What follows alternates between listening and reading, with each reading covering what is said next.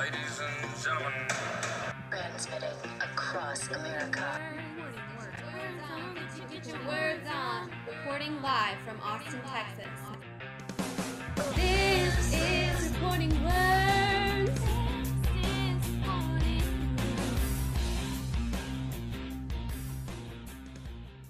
It's the House chamber, 150 members. As a reporter, what actually is good about here is we have pretty good access to these people. You have to stay outside the rail when they're in session, but there's a lot of milling around that goes on, and the members are actually pretty good. If you're on the side, you wave to them, they will come and talk to you.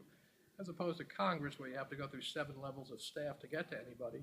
These are actually, and I don't mean this in a bad way, a lot of them pretty common folks who are good about just talking to you, and it's nice to have that personal contact with them. Over here is where the press is.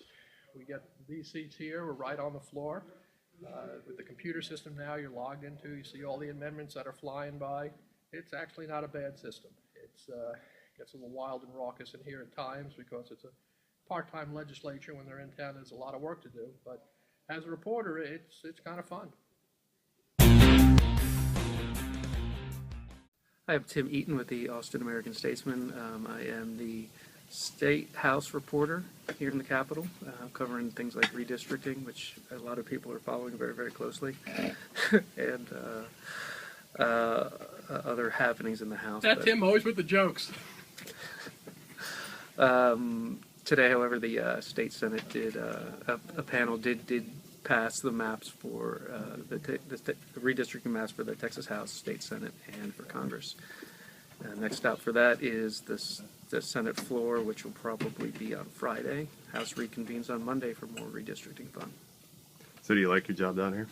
I do, for the most part. Not sure people are reading my redistricting stories very closely, but it's just a tough topic. It's very complicated and seemingly unending. But yeah, no, I like my job.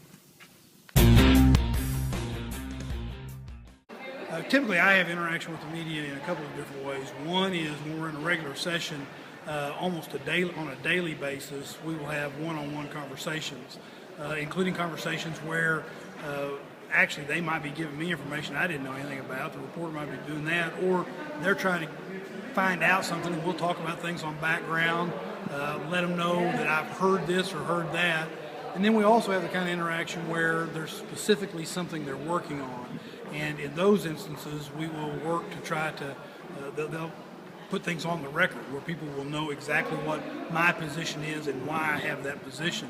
And I guess the final thing I would say, kind of this brief little snippet here, is that the other thing is sometimes we get so busy in our other lives and they're on deadline and they need something. Of course, used to, deadline meant something later in the day for the next day. Now deadline is 10 minutes from now because they're worried that somebody's going to beat them on a blog. And we try to pay attention to that. What that sometimes requires is, because I'll be in a meeting or I'll be off doing something else, or I may not even be on the Capitol campus or compound, we will make a statement available to them. So that is something that a number of reporters, for example, just this week we've had something where the governor put out a new call in the special session. I was tied up. We knew we were going to get a number of phone calls. We knew they would want to know the reporters would want to know my position, the journalists. So we put out a statement, and it actually got used by a variety of people. So those are kind of the ways we have interaction. Well, my biggest advice would be, don't think that just because you have a journalism degree means you know anything about what it is you're reporting on. And instead, take the time to really understand and know not just the foundation of what you're covering, whatever that might be, whether it's healthcare or education or the Capitol and politics, but also know the details.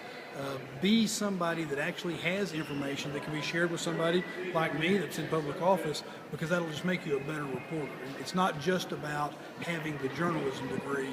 It's about digging down deep enough so that you're actually aware of what it is you're reporting on. I mean, the challenge is very simple. When I went into this business in the mid-'70s, I had a reasonable expectation that the industry, the thing, would always be there, and if I had any talent, I'd wind up somewhere. I never expected to wind up spending my life and career mostly in Texas. It's been great. I've been lucky. The challenge now is you don't have that guarantee. Now, you have the opportunity to help create what's next, and that's pretty exciting. As a non-risk taker, I kind of liked it the other way, where I didn't have to worry about creating the whole thing. I just had to worry about myself. Newspapers and a lot of industries are very slow at snapping to the power and the meaning of the internet. It is an unbelievable change. It is similar to what happened when Gutenberg came along with his printing press 400 or 500 years ago, even more sweeping. And I'm sure when Gutenberg came along with the printing press, there were geezers back then like me who looked at it and said, it's real cute, but you'll always need the town crier. He'll never replace the town crier.